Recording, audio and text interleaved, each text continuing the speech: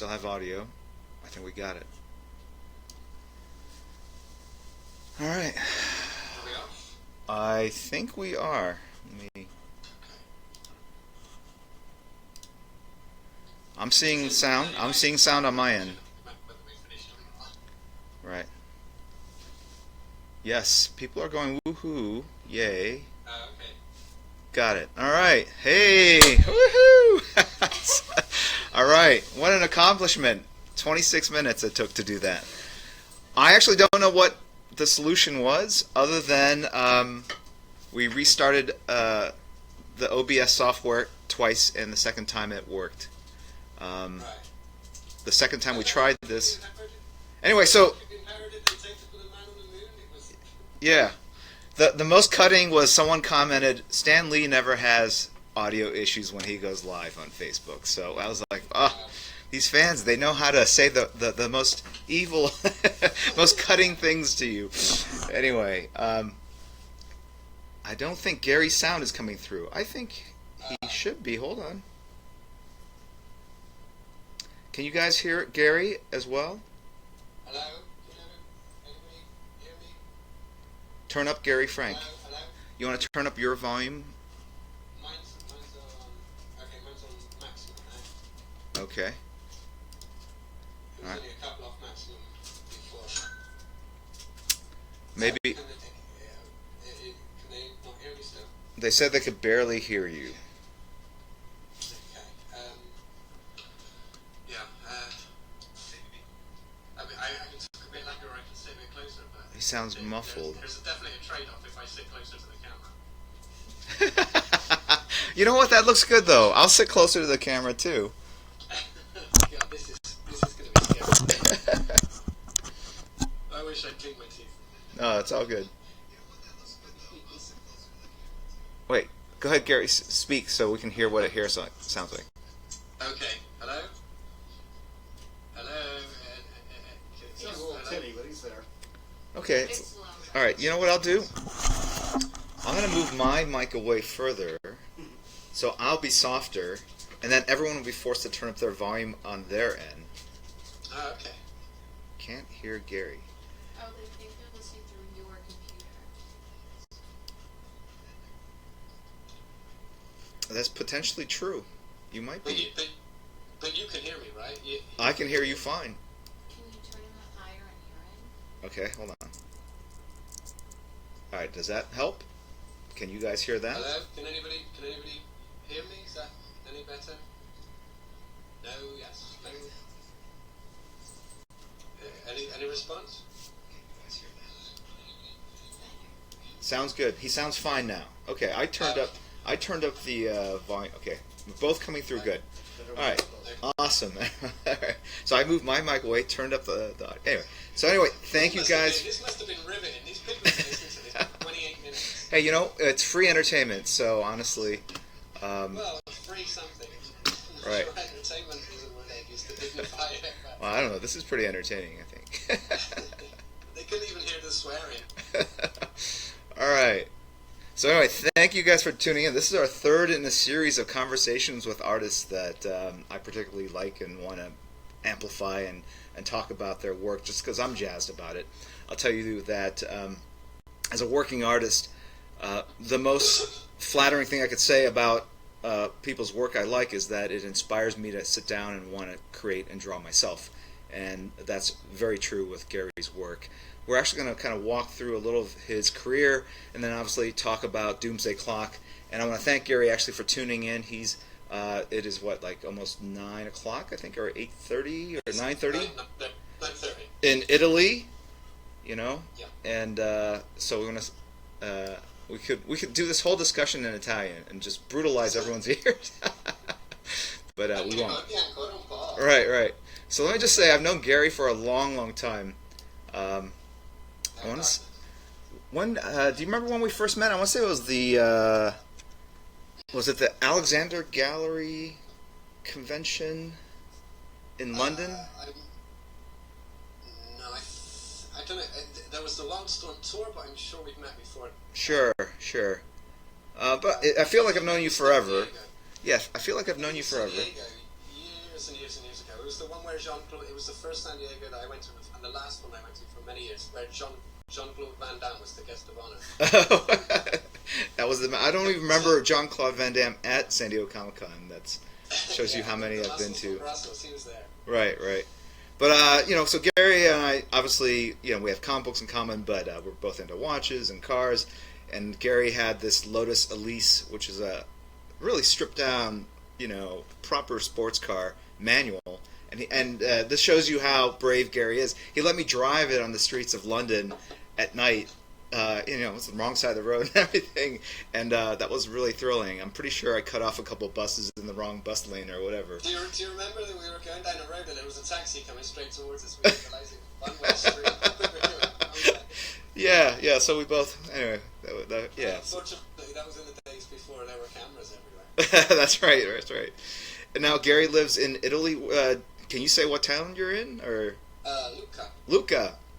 All right. So for the people that go to Lucca Comic Con, do you go every year, Gary? At this point? Not really. I tend to. It's pretty difficult to get in and out. I tend to go down and feed the fish, and I tend to do like maybe one or two things. I've been doing little bits and pieces recently for the Rotary Club. Asked me to help out with some stuff for the polio vaccination project. So I generally go and do a little thing for them for that. But wait, you give polio vaccinations to animals? No. To kids. No, yeah. No, it's a project. It's a project that some friends of ours in the local Rotary Club are involved with for raising awareness of the fact that polio is not always vaccinated in some parts of the world. And so I tend to do that. But given the choice, I don't tend to go into town too much. Right. Comics is this crazy. There's nowhere to park. And that's what I love about Gary. If I could talk about you in the third person, is that you like I said, you're into a lot of other things than just comics. You live a full life. You're with your family in Italy, and I get the sense very much that at this point in your career, you just draw for the sake of telling great stories. Like I think Jeff even said we had this event in New York City where he was talking to these journalists, and he basically said Gary's not a guy that just wants to draw Wolverine. He's a guy that really just cares about getting the best story, and that's what motivates him, and that's what inspires him. Totally. For me, the satisfaction with the work I get, laying out like the last 4 or 5 pages that I've done, and laying them out, and then following through the story. When that clicks and when that works and when everything's clear, that's the thing which gives me the buzz. Right. Okay. Here's what we're... Okay, just so you know, behind the scenes, we're moving my microphone closer to the external speaker of the computer because I think that they're not hearing you through the FaceTime. Okay. They're hearing me from your speaker. Right. Okay. Does that sound better? Well, we won't know for a couple seconds. Okay. Anyway, so look, what I've got loaded up is I've got this okay, sorry, action. Make some noise to get some feedback on that. Yeah. If it's working. Yeah? No? Anybody saying anything? Way better, people says. Okay. Right. We finally figured out that there's this tiny little tinny speaker on my Wacom Cintiq. Great device, don't want to knock it. But it has this little speaker, and that's where they were hearing you from, so it was that distance. So you could actually step back if you want. You're fine. You're comfortable there. Okay. But anyway, I've got this image of Superman, and he's kind of basking in the glow of this sun. It's the cover to Action 863. Is this the first story you did with Jeff? I don't know if... the first story we did was Legion. Legion? Well, the first Superman story, was Legion. Right. Okay, so this was the arc. And, you are the go-to guy for Jeff. When he has, like, a deep, rich story to tell, he always talks about how he likes going to you. Can you talk about how you got this first assignment? Because you started at Marvel, you worked at Wildstorm for a while, on Gen 13. How did you get hooked up with Jeff and kind of start the process of working together, this collaboration that ultimately ends up with Doomsday Clock? Well, we did a couple of issues of Avengers at Marvel, and then I was exclusive to Marvel, and Jeff went to DC, and periodically, kind of, he'd send me a message, how far have you got to go on your agreement? I'm going to be doing some good stuff over here, and we kind of stayed in touch, and then he told me what he had in mind, and when I had the opportunity, I followed him over, and we did the Superman stuff. I was not a huge Superman fan, I've got to say, before we did it, but just kind of talking to Jeff and like the enthusiasm and his approach, and it kind of felt like something. I don't know. It just felt it just felt like the way that I imagined Superman should have been done. When I was a kid, I grew up on Marvel comics. I know a lot of people have kind of explained in the past. In the UK, growing up, it's not always easy to get issue 1 of something, issue 2 of something, issue 3 of something, because the books arrived so sporadically as ballast on ships, and depending on where you lived or where your local source was of comics, you got what was available, and I got almost entirely Marvel comics. So I grew up as a Marvel kid, and for me, Superman mainly came from the movies, and I loved that version of the character, but it didn't necessarily feel like the character that I was seeing in comics, and it didn't really kind of resonate with me in the same way that the characters I read as a kid from Marvel did. But talking to Jeff,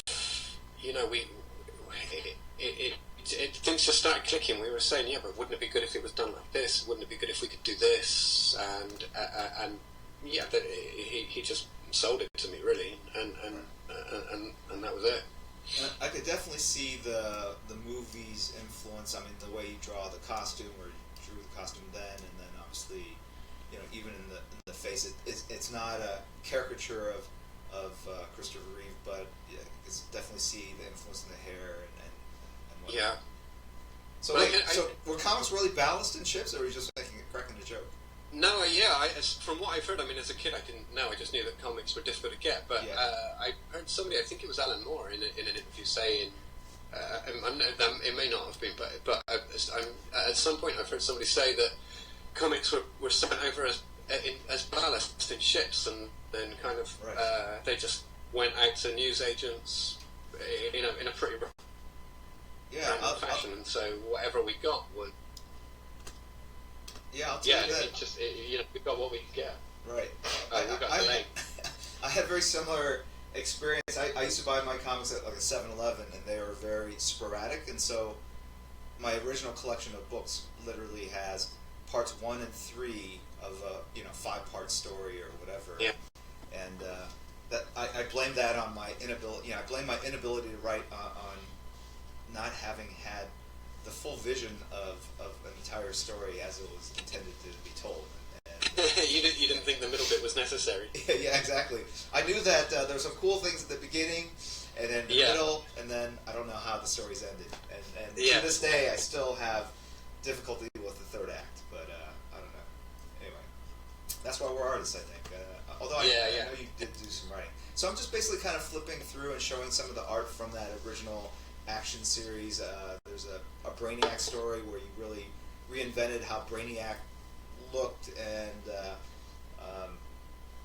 the thing I'll say about your superhero work, and which I loved, from day one, is that it had a very naturalistic feel to it, and a certain level of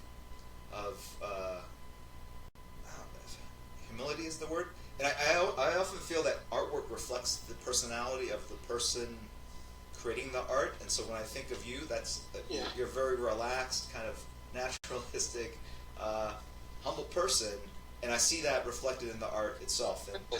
And what's interesting is back when you broke in, like in the 90s or early 2000s, the top, or the hot style was like over the top, broken back, bombastic kind of poses, and you were out there doing very subtle kind of stuff. And now it's almost like the industry's caught up with you, because I think that naturalistic look is the look that really defines modern day comic books, where people look like they're actually standing on the ground, and they still look heroic, but they don't look over the top.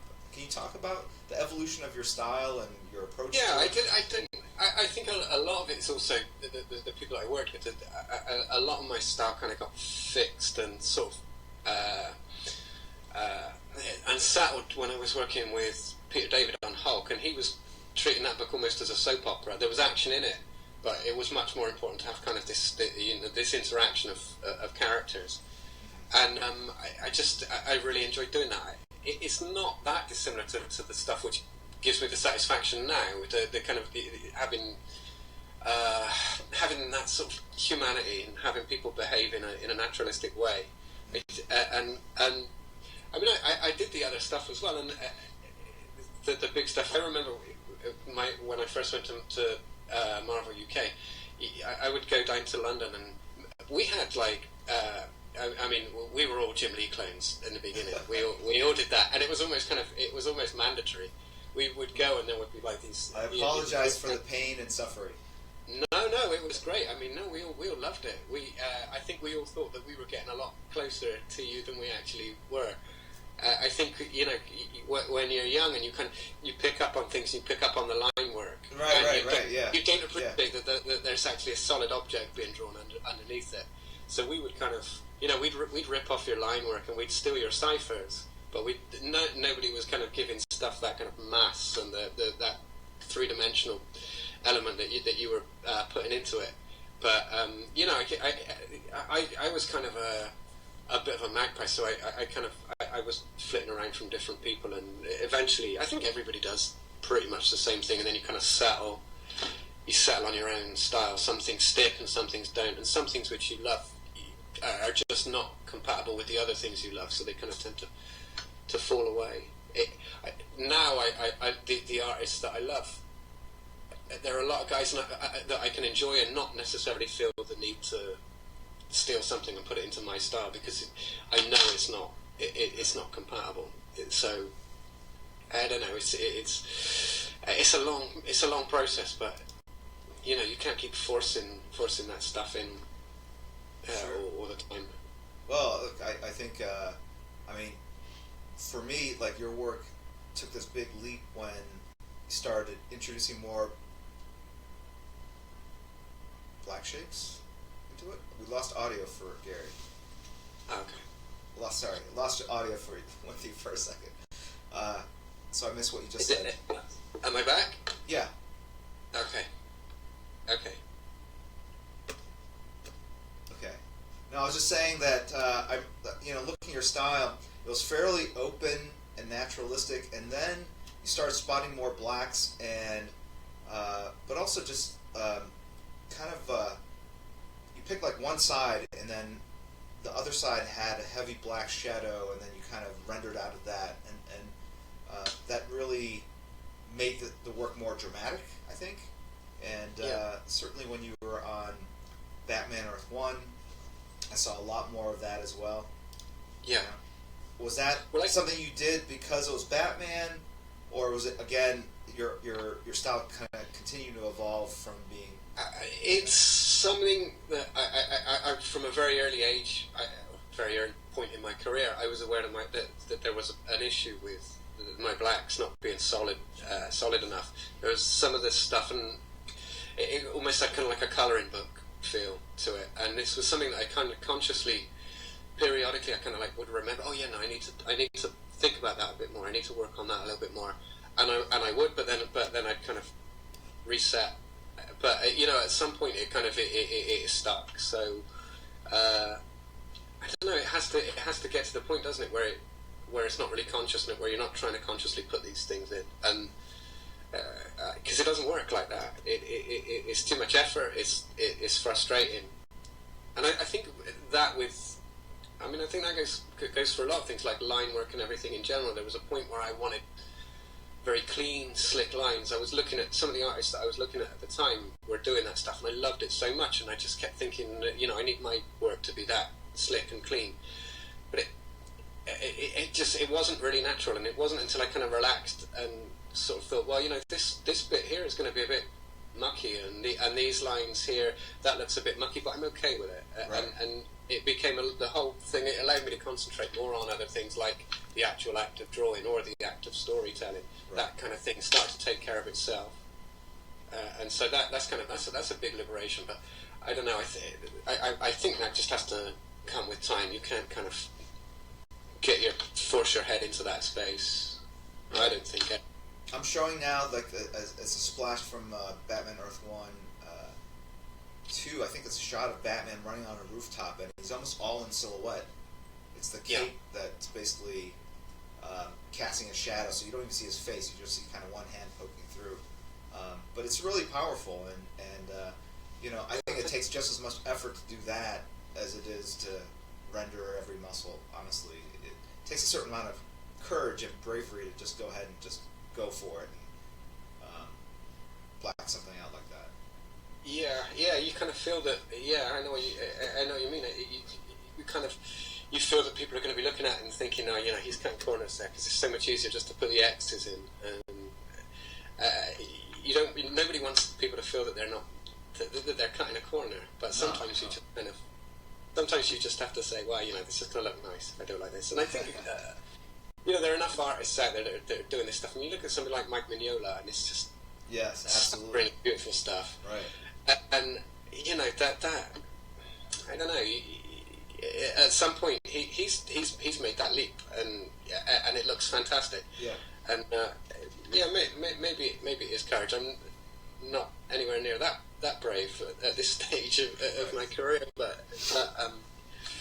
Yeah, I know that I always hedge myself. I'll start with something like that's all black like that, and I go, maybe I should put the eyes in, and then maybe a peek of the nose, you know. And I'll tell you Mike Mignola's story. When I broke into comics, I started at Marvel, like yourself, and my editor was friends with Mike, and I wanted to live in California, so Mike lived in Oakland. So this editor basically said, hey, Mike, can you put this guy up? You don't know who he is. Can you put him up in your apartment until he finds a place to live in Berkeley or Oakland?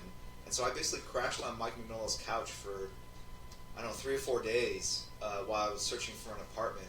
And I got to see a lot of his roughs. He was working on, what was that story with Cosmic Odyssey with the Justice League and Darkseid. And he had also done a couple of Superman stories with, like, Hawkman. And he basically had small photocopies of the pages he had done in pencil, and then where you traditionally put an X in to tell the inker this is a black area, he had gone with a Sharpie, and he had kind of done different shadow schemes, really showing the amount of thought and effort he was putting into those designs. It wasn't just, I mean, now you probably just instinctively know where to put those X's, but back then he was still really figuring out and composing those blacks, and it was such a critical part of the drawing for him.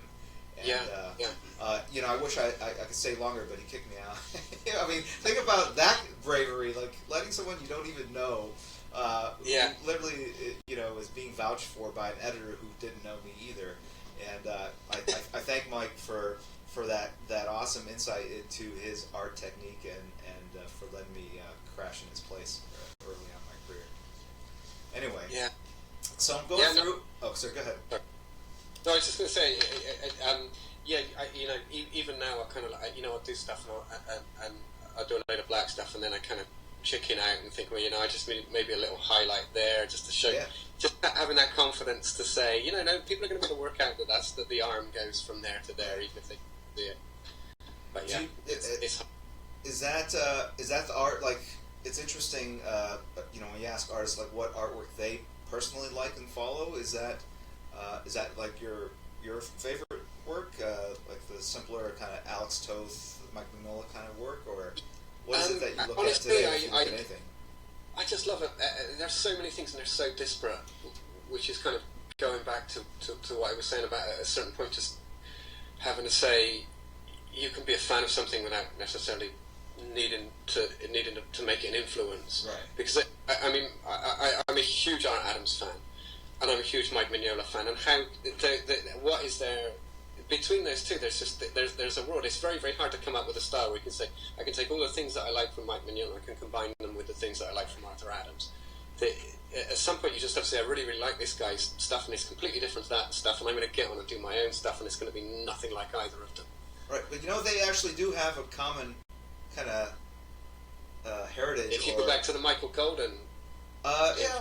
Well, they actually lived in the same apartment complex in Oakland. Really? And if you look at their early work, they were both kind of drawn like twisted calves. You know what I'm talking about? When people would leap, and then from the knee down to the ankle, that calf would twist like this, and their figures would do this kind of thing a lot. And so I think they were definitely influencing each other. Art went the hyper detailed route, and then Mike went the more kind of chiaroscuro kind of high contrast route. But there was a point where that their styles are actually kind of right next to each other, I thought. But it's interesting that you like both of those guys. I love them both as well. So so I'm showing now Earth 1 Volume 2 cover. I think, to me, aside from Doomsday Clock, which we'll get to in a second, that was my favorite work of yours up to that point. Just because of the story that you guys were crafting, it seemed like it wasn't just another Batman story, that there was a lot of thought into kind of retelling the Batman origin, but in a very modern way. Can you talk a little bit about, do you get invested in those stories, or, is it a thing where you're just trying to really bring out the best in Jeff's ideas? How collaborative was that whole process, and was it different than when you guys did action together, and is it different from what you're doing on Doomsday Clock now, or did you guys always hit it off and kind of sync creatively on all fronts? Yeah, we both, I think, always wanted to do the same kind of thing with the stuff we were doing. Jeff is obviously very character driven, and he likes kind of to strip away stuff and get to a core of a character and kind of explore that. And that kind of marries in with the fact that I think I like to make believable people. I like to make believable characters, and I don't mean necessarily drawing hyper realistic characters. I mean having a person which, once you've read 5 pages, you kind of you feel you have an idea of a character, doing those things and saying those things. It's funny you touched on the Christopher Reeve thing, and that people have asked a lot about that, and I kind of I can maybe give this answer here. My thing with the Christopher Reeve thing, I mean, apart from the fact that everybody thinks about how Superman is going to look when they finally draw Superman, and I thought about that, and there was always going to be a lot of Christopher Reeve in it. But the thing I wanted was it would be that he would speak with that voice. He would, when people read the dialogue, they would hear Christopher Reeve's voice, because that for me was Superman's voice. So, I mean, aside from the facial features and everything, there were things like the physique, the more modest physique, the body language, particularly of Clark, kind of like exaggerating the timidity, the awkwardness of Clark when he's in that situation. All of these things, I just really, really like that version of Superman. So it was just a question of trying to find the easiest way to communicate that. Right.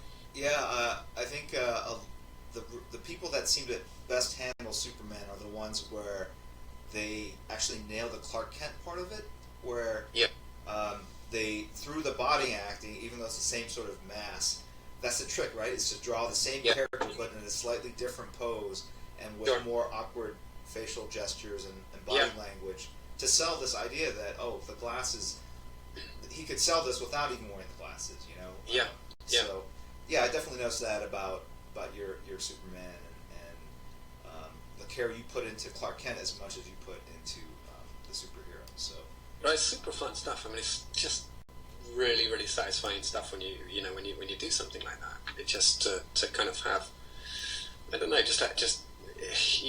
you maybe bend the knees a little bit and bring in the feet and just take away some of the balance and the solidity from the character, and all of a sudden you've got, like you said, it's the same mass, but the effect is different. I just really enjoy that. Nice. So now I'm going to load up, hopefully, and this will work, I'm going to load up some artwork from, actually, here, this is here, I have a shot of it's the cover to Superman Secret Origin #3. It's got Clark Kent. He's holding his little satchel, his briefcase, and then you've got this look of Lois Lane thinking probably of like what the word is, or how to spell a word, because I think they established in continuity she's not like a great speller, but she's an amazing wordsmith. And then the golly gee Chuck's expression, body language on Jimmy Olsen, and then Perry Olsen in the back, and that's just a beautiful shot of the people in Clark's life, and I love all the acting you do through the body language. So, thanks. Thank you. So now I want to shift gears, and we're going to talk about Doomsday Clock. So I'm going to load this up and see what happens if I just pull it in here. Let's see if all right, it created a new window. So I just need to pick 1 second. Here.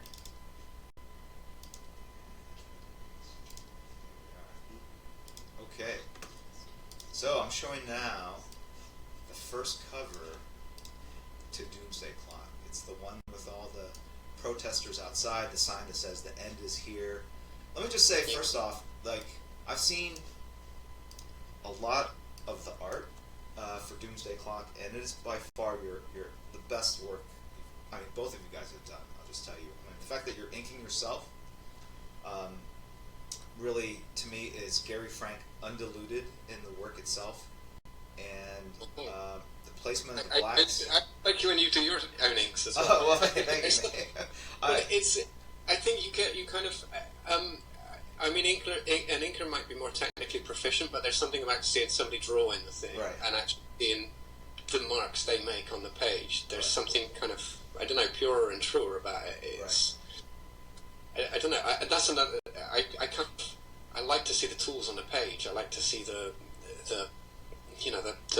process as it is, unfiltered. So yeah. Well, I think that when you're trying to do certain transitions, white to black transitions, inking yourself, it's like it's a final proof that you get over the work itself. Like when you have someone else ink your work, you're trusting them with the pencils, and then you can kind of tell them to tweak things a little here and there after, but it's done when they're done, and you don't really have the ability to do one final pass on it. And that's true. Ink your own work, you can see where, oh, this transition doesn't quite blend as smoothly as I wanted, or this texture isn't as different from this texture, and you can go in and kind of make those changes. But I'll just tell you that not just the shadows that you're spotting the figures, but the way you're constructing each panel and the faithfulness that you guys are bringing to the 9-panel grid. Look, you guys are really just, I think you're just killing it. You're creating a book that really doesn't get published these days anymore. In that it is, it takes its time. It doesn't focus on the big double-page spread battle shots. It's a story, and you guys are letting it unfold.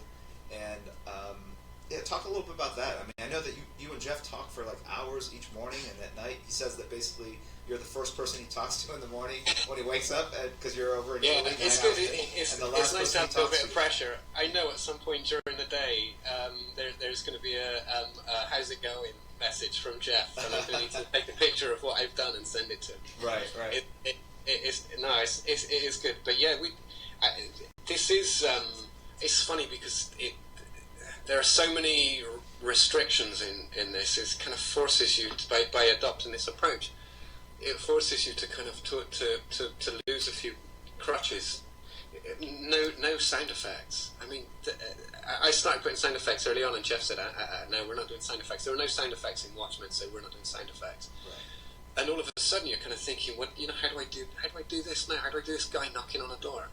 Right, when I can't just do knock knock. Right. How can I do I need to right click here. Or a turn of a key. I know that those are the turn of a key shot, right? Yeah. Yeah. And it really kind of forces you to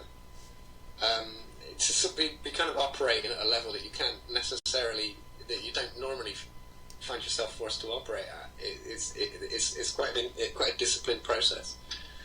But the thing is, I mean, we're both huge fans of Watchmen, and it's just great fun to be playing with that. Not even necessarily the characters, almost the style and the mechanics of it are almost more fun than drawing. Say, well, we know I can say Rorschach, and now we know the Rorschach. That we've had the reveal. So, but I mean, that fun as that is to do, it's not as fun as doing a 9-panel grid in a Watchmen style. Well, thank you for allowing us to reveal that Rorschach's in the story. I know that behind the scenes, it's been a challenge, and I use that word loosely.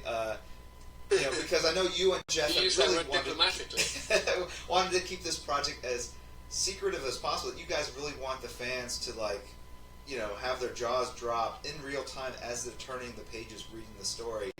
And in this day and age, with trailers that spoil everything in advance and the internet, that just doesn't exist anymore. I mean, people are trained to want to see things in advance, right? I know.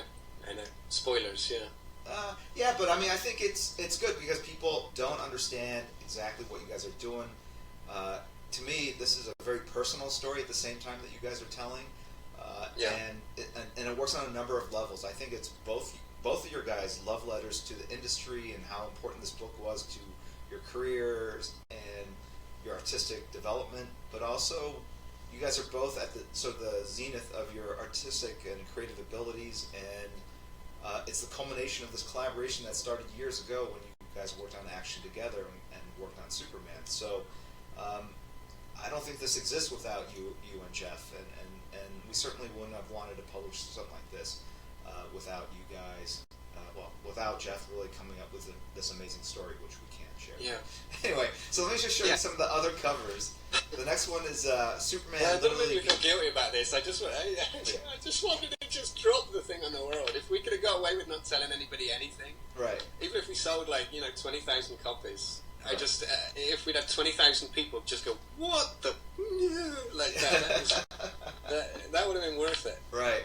Well, we have these things called retailers. They like to know what they're selling, and they hate it when they don't order enough copies because they don't understand how awesome the story is. And so we're in this kind of in between, like a rock and a hard place, because we want to, honor your guys' desire to make this a very cool, amazing, shock and awe kind of reveal, but at the same time, we want the retailers to know, and the only way they'll believe us is if we show them, because we're always... Oh, come on, Jim, they'd take your word for it, surely.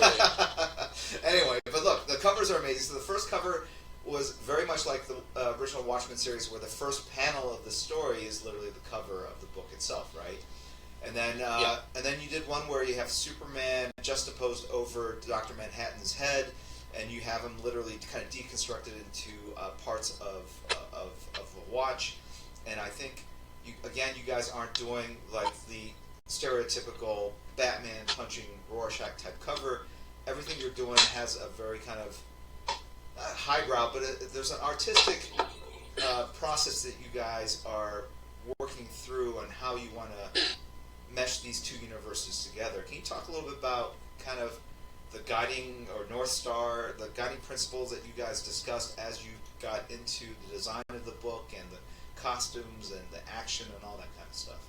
Well, it's simply what did they do? What did they do in Watchmen?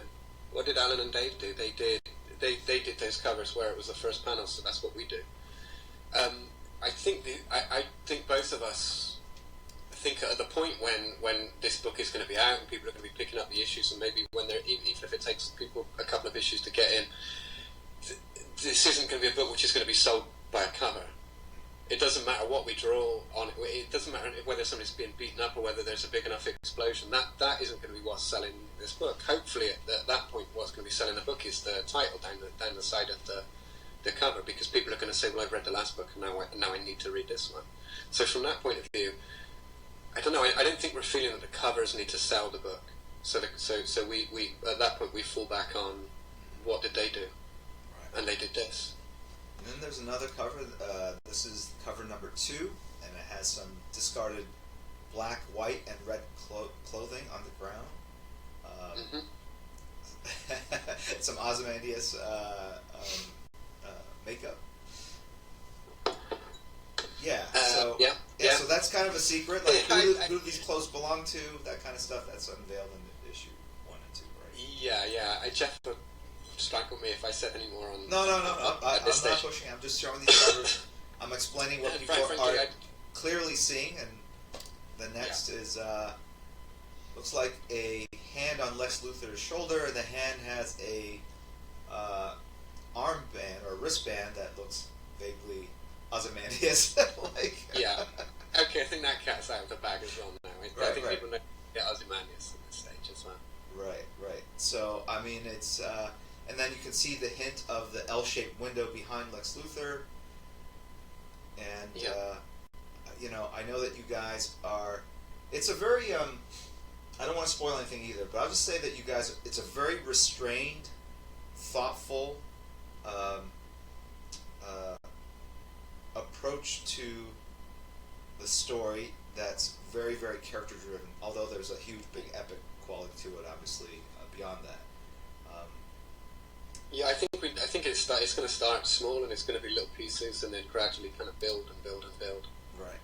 So now I'm showing the cover to number 1, the End Is Here cover, but it's just black and white, so people can really see. I actually like, you know, we did this amazing event at New York Comic Con. It was at an art gallery that our publicity team, led by Sarah Ruiz and Kelly Popham, they basically put this amazing installation together, a gallery of these blow-ups of all your black and white pages, and you know, they were and no offense to Brad Anderson, I mean, he adds a ton with his coloring, but they just I just like looking at it in black and white as an art collector, as an art file,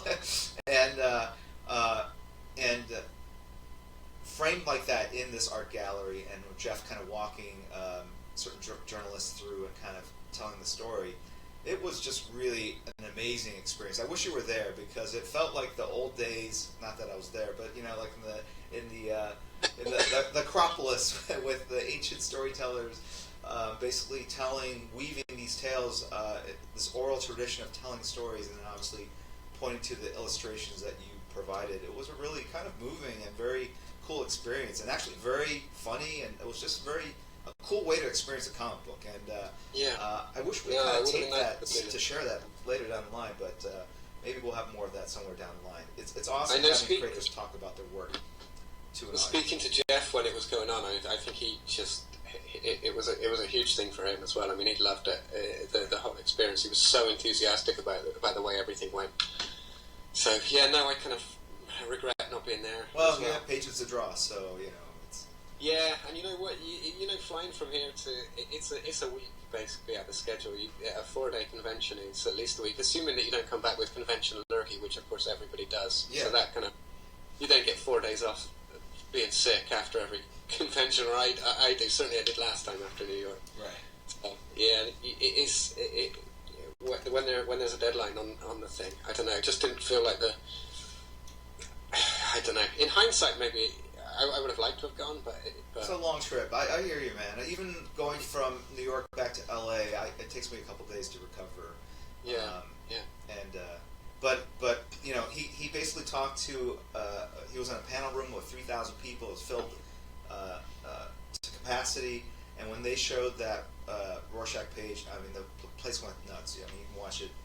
There's a Facebook Live video of it on the DC Comics Facebook page if anyone's interested in seeing that panel. But I'm showing. We also gave away ash cans to the people in the audience. They're black and white small editions of the first 6 pages of the book that we're sharing now, and so you can see again the very filmic approach to the storytelling, where the camera pulls out and basically mirrors sort of the beginning of the first Watchmen series.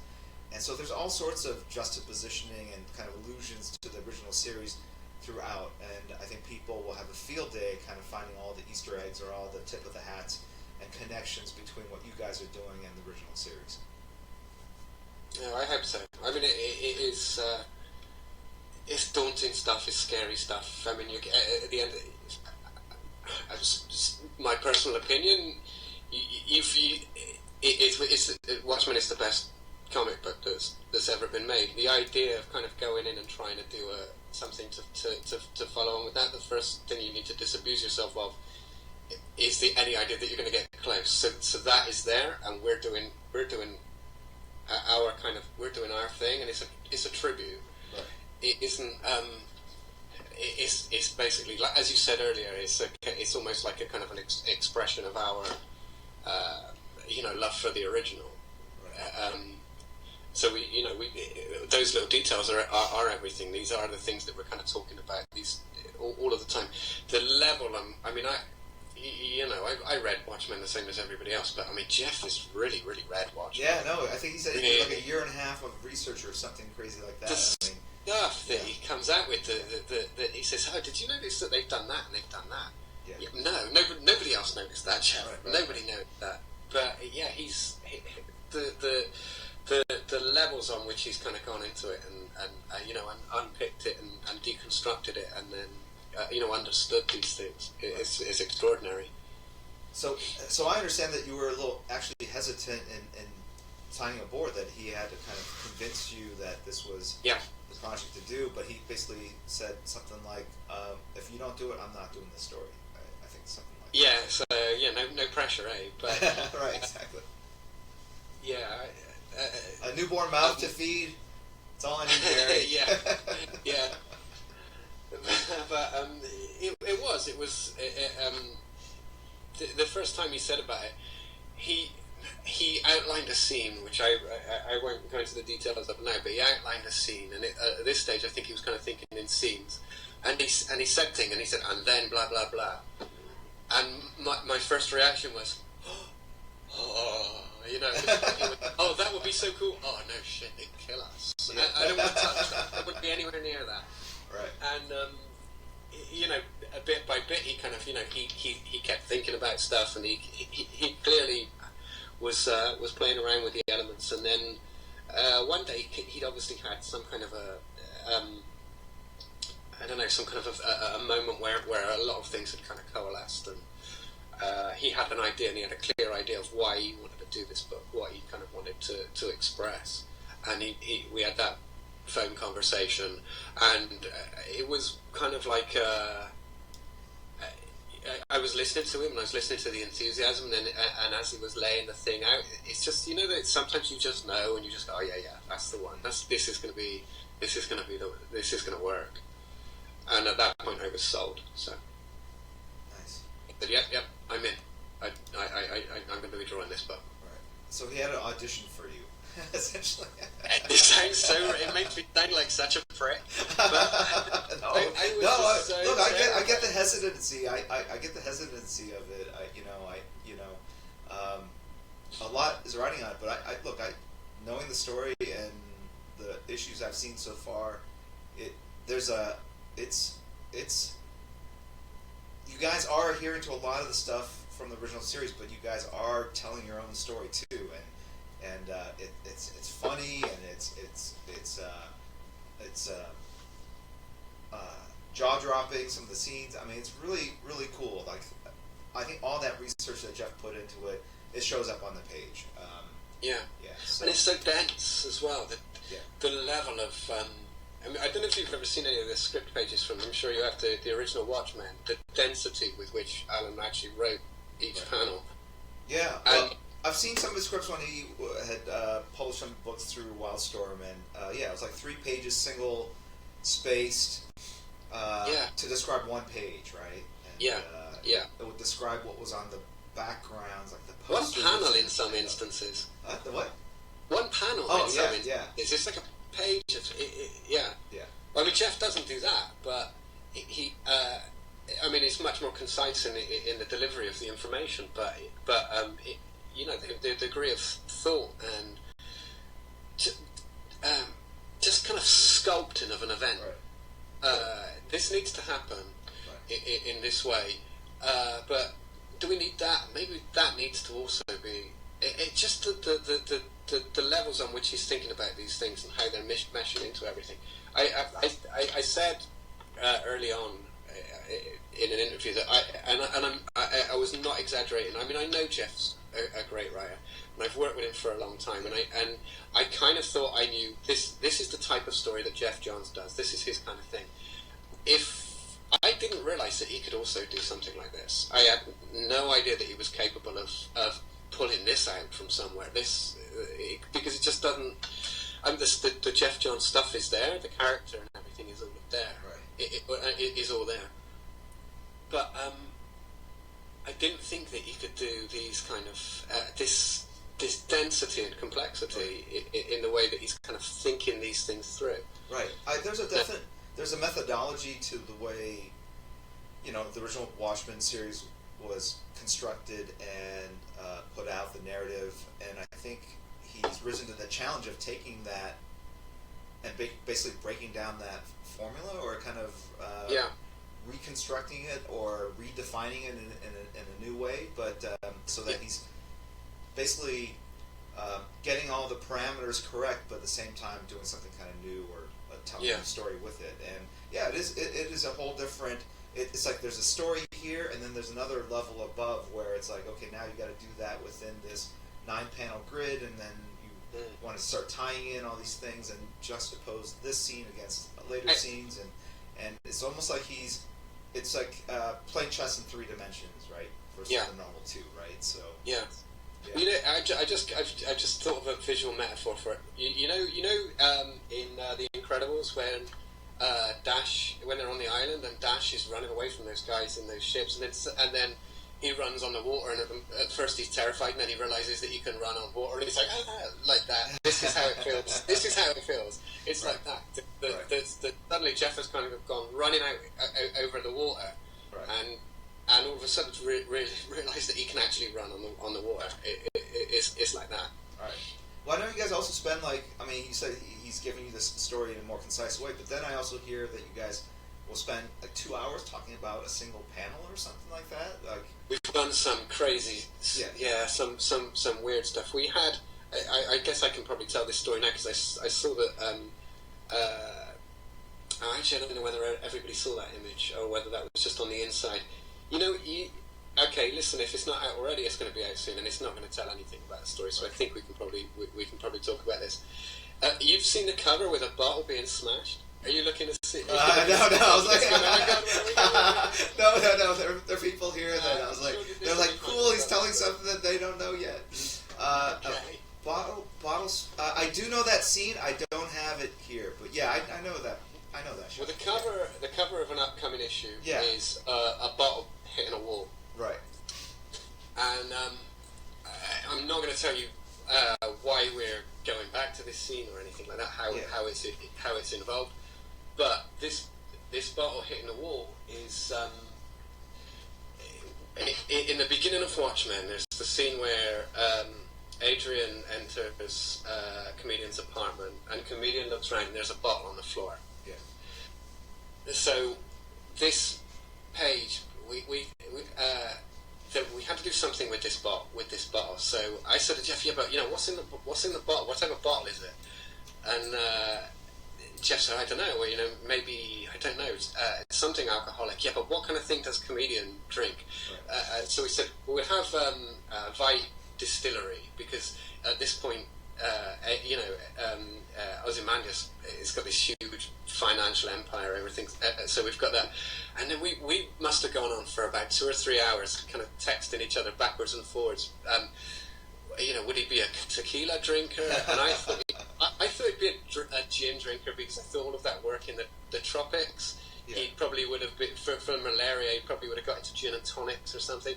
So it was. But then, did we really see Comedian as a gin and tonic drinker? Would he not see that as an old lady's drink? And the level of time and that we just. I was going to say wasted, but it's not waste. But the amount of time we spent on deciding what the label would be on this bottle, right. which you can barely see. If you look at Watchmen, you can barely see this bottle on the floor. Right. But that's the kind of crazy, stupid stuff that we're doing with this. Right. Well, I think the world building that actually does take a lot of thought, because once you put it down, you're locked into it, and if you want to do something different from that, story-wise, you're locked into it, right? Yeah. But I think the big reveal here is that comedian is in the story, or at least in a scene. So that was interesting. I not even said that. The bottle from that scene. Oh, the bottle. I'm sorry. Yeah, you're right. The bottle from that scene is in the book. All right, so then I'm going to show here. This is the page that got everyone kind of like out of their minds at New York Comic Con. It's Rorschach. He's got these keys. You're seeing him through these bars, and I'll tell you, that's always just a tough shot through prison, jail cell bars, because they have to be a certain width apart so that people can't squeeze through. But if you make them too narrow, they cut the image like in ways that you don't write. So hats off to you, like you such got a it pain just in right. the little thing. Thanks. Yeah. I'm so glad somebody appreciates that. Well, no, so the camera has to be a certain distance to the bars, and then the subject of the focus has to be a certain distance from the bars to get everything just you have to aligned move correctly. a couple inches to the right or something at some point. Yeah. Bars, they're a pain in the ass. Yeah. So and then you get bad tangents along the edge, and the potential for that, and you nailed it. And the scene, the return, Rorschach here is awesome. So and he's basically saying, my stomach groans, I'm hungry, and we actually have a cover that you've done that hasn't been shown. We're going to show that kind of ties into the hunger element of things. Yeah. Let me just. All right, so that's the last page of the Ash Can. The clock is ticking across the DC universe, and then we have these black and white, very striking ads. I think very again in the style of the original ads back in 1985. That that you guys are playing off of in terms of the composition, the color scheme, the quotes at the top, all of that really harkens back to that era. And it looks like it's Batman, and he's flipping through someone's journal, right? Yep. And then we have well, no surprises. right. Then the mysterious hand on top of Lex Luthor's shoulder. Yeah. And then this image, which is really cool, it's the Doomsday Clock, and then instead of the 12 o'clock symbol, you have Superman's logo, his chest, his emblem, and it obviously speaks to that it's not just the Watchmen universe mean the DC universe. Superman plays a very pivotal role in this. And again, I think of like all the stories that you did with Jeff was kind of warm up, or not warm up. It was good experience for this, because in a way this is a pretty amazing Superman story as well at the heart of it, right? Yeah, I think so. All right. So now I'm going to walk them through people that are into how this art is created. I've got a rough here. It looks like it's the rough to the Superman in front of Dr. Manhattan's face cover. Tell me you don't ink from this loose composition, right? You put more details in this, right? Or no? The pencil stuff, it depends, but yeah, no. So the fact is, I'm probably as fast doing full art as I am with pencils now, because my pencils are unreadable. If there's something specific, I maybe work into a little area, but most of the time, yeah. So you go from this directly to ink? Is that what you're saying? I can't see what you're looking at. Oh, but, it's it's not so. There's not like a strict thing. I mean, I'll rough everything out with pencil, but then I don't kind of. I'll start inking at that stage, but right. Sometimes I'll pick up the Really? pencil again if there's something which is kind of making me nervous. Maybe I'll try a couple of things out first with pencils, but right. I tend to go. Penciling one in my left hand, always ready to go. But yeah, no, I don't tend to go very tight. Right. Wow. I'll tell you that the one I'm showing the viewers is literally just the outline of Superman's body from that cover. So there's nothing on his face. There's nothing. It's just the silhouette, and there's like 4 lines or 5 lines. It's a gesture drawing essentially, and then you have the big head, and then you have a bunch of circular kind of shapes that will become, parts of the watch. But yeah, I mean that's pretty bold right there. And then we're showing another. Oh, we do have the cover. This is the the gin bottle. That's we do have that cover to show. So yeah, so it's Victory Gin, and it's smashing against the wall, and many hours went into just figuring out what spirit went inside that bottle. Yeah, and I'm dreading an email from Dave Gibbons saying, that was Coke or something like that. At that point, he was on the wagon, so right. It's fun. This stuff is fun. Right. Well, yeah. Then I do some of this too. You got to figure out. Okay, well, usually on these labels, there's some sort of saying in French or whatever, or in Latin, and there's dates and things to make it feel more authentic and real, and that always takes a little time. I sweat those kind of small details. Okay. So, you've got to. I think even if they don't make it on the page, or if they make it on the page and they're not visible, half the stuff's going to get a speech balloon over it anyway. But half the time, but as long as you know that it's there, it kind of feels real, doesn't it? Right. So now I'm showing the inks to the black and white inks to the Superman Dr. Manhattan cover, and it looks like you freehand all your circular shapes. You're also freehanding all your lettering, right?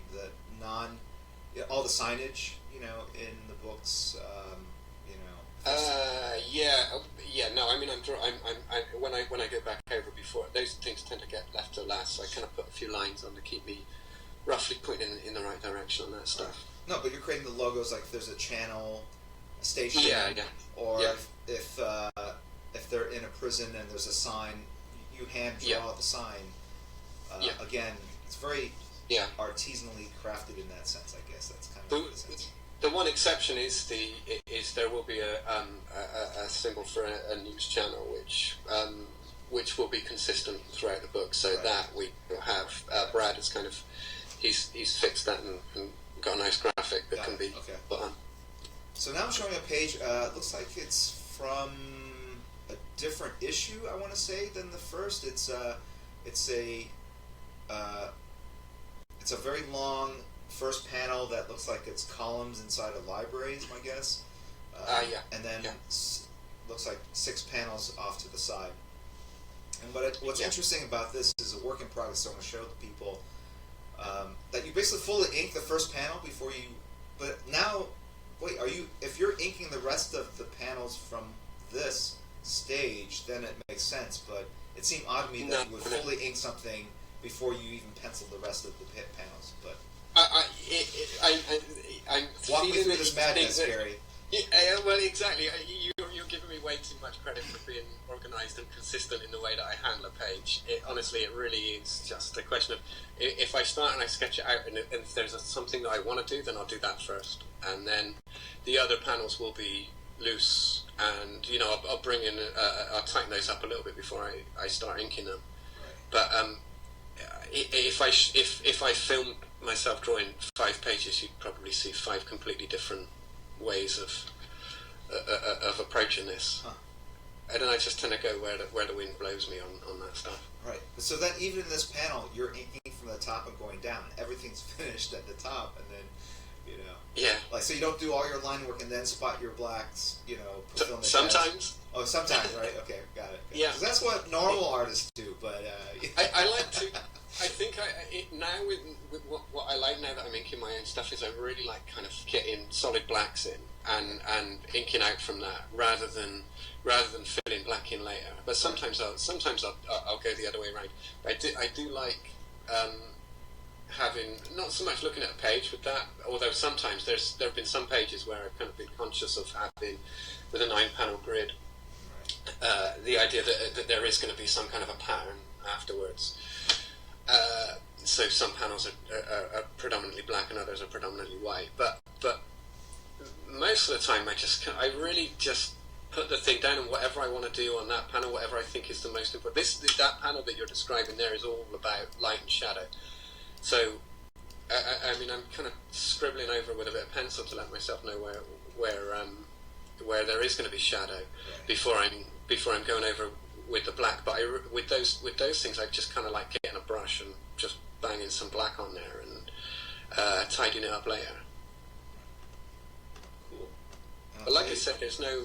I don't really have a consistent way of approaching this stuff. And then, in terms of like the architecture, the elements on the top of the column, or the it looks like a French chair at the bottom, maybe a Louis the 14th style. I don't know. Are you just pulling it from memory? Look, I was trying to drop some knowledge. The chair, the library. Jeff wanted it based on the old Cincinnati library. So there was the idea that there would be this just like incredible piece of architecture just all stuffed with books, and so yeah, that was kind of where I went from with that. So I looked at a lot of ref from that. Jeff sent me some ref from the script as well, so I kind of had a rough idea of what he wanted with this. Again, that kind of points to the way that Jeff's approaching this. Everything, the environment, I think, is already very real in his head. Yeah. So he's giving me pointers, and then I'm kind of trying to deliver that. Right. Well, I love how the top part of the panel, it's very stark lighting with definite concrete edges to the shadows because the light's coming in and create that hard, chiaroscuro kind of effect. But then below, it gets more muddied, and the shadows go from black to a gray to a lighter gray, and it's just more diffuse and creepier looking, honestly. And just that contrast between the two. Again, amazing job. So, thank you. Thanks. I hope people appreciate the thinking that goes into it and can see that these are intentional things. So anyway, I almost kind of hope that if they're going to appreciate it, I hope they appreciate it when they look back at the book afterwards. I like the idea that people just go all the way through and don't notice any of this. Sure. This stuff. So, yeah, I don't know. If something is really, really clever, I'm always kind of suspicious of it. I don't want people going, "Oh, wow, look what he's done there." I want people to not notice that. Right. You want the story to be in service, or you want the art to be in service of the story. Completely. The ideal is that you finish the book, and then at no point during the reading of the book have you remembered that you've got a book in your hand. Yeah. So that's kind of. Yeah, these little details, hopefully they're the kind of things that you don't get first time, but maybe if you look back at it later.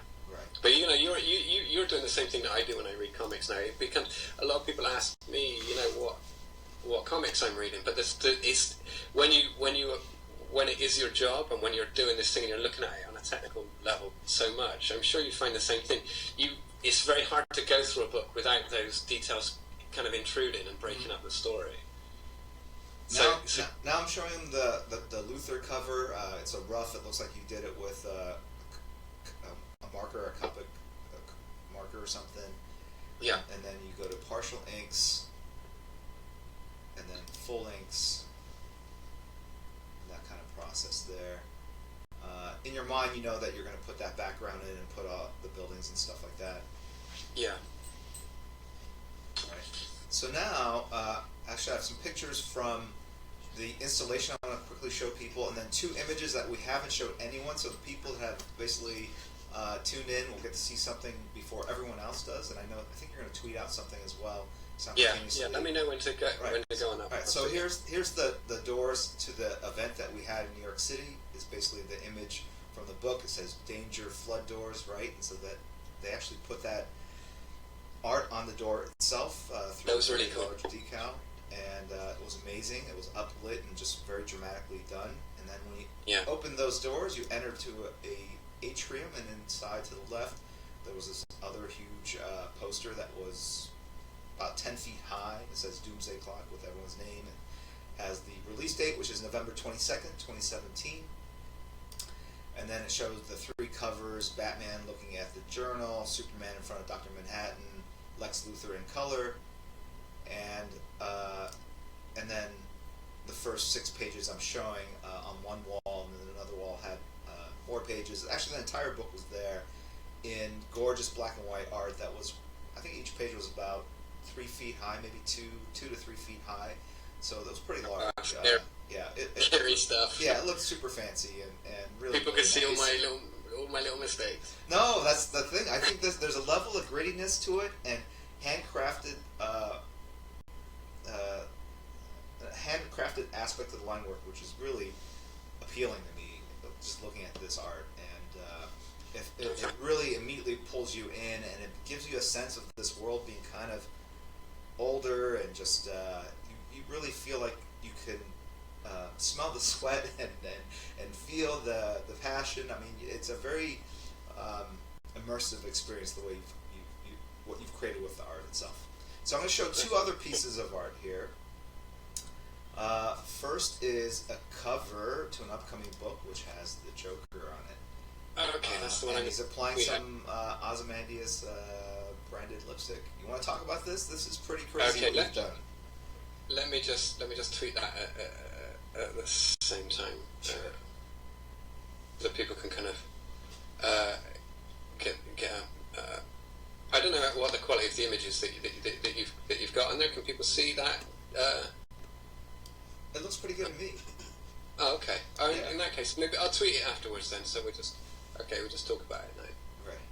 We're almost done, actually. I have two images to show, and we've gone over an hour, but it's been great talking to you. So I just wanted to. Oh, yeah, I've enjoyed it. Yeah. Okay, so I've got the cover up now, the Joker cover. Yeah. I'm not sure what I can say, to be honest, and I don't mean I don't know what I'm allowed to say. I mean, I'm not really sure what I can say about that. Oh, well, just talk about, was it fun drawing the Joker? I know you're not a guy that gets up and wants to draw a particular character, but the fact that he's in this contorted pose, which I think is a novel take on the image of him putting on lipstick, which we've seen, the teeth that you've done, like they're really recessed on the sides.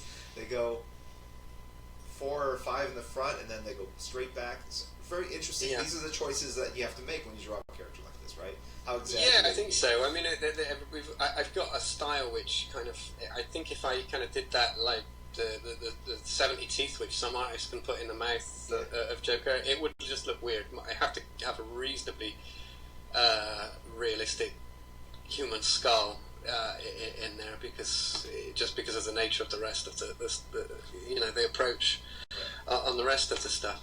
But the pose is fun. I just kind of it just felt like Jeff's response to this was he looks like he's having a ball. Right. Now, do you pose for something like this, or is it all out of your head? No, it was just out of my head. I just kind of I sketched it out rough, and then halfway through I thought that this is probably not going to necessarily work if it was real. I don't think necessarily you could actually. I think there would be some overlap. Those arms would be occupying some of the same space at a certain point. But it's the Joker, and he's chaotic, and it felt like the right way to go with this character. Right. I like the line work in his neck. Actually, that looks very lifelike to me. I like those kinds of details. I might have done tendons myself, but I think that was the right call what you did here. Well, I think you can go either way with it, but the thing is with Joker is he's always, if you can kind of find some physical representation of the fact that this guy is, just on the edge of stuff. Right. So that's why I thought maybe you had posed for it, because there's like a verisimilitude or lifelikeness to a lot of the skin textures and the angles of the face. So then, all right. So the last image to share with people is hilarious. I love this image, and we can't share exactly why this is important, but I think it's friggin' awesome, and it's pancakes with syrup on it. Pancakes with Rorschach sauce. So is that a cover or a panel or? Yeah, that's a cover. That's a cover. That's a cover, and therefore, of course, will be the first panel. Right. Of Lovely fork. I like I think I had one of those forks growing up in my family's home.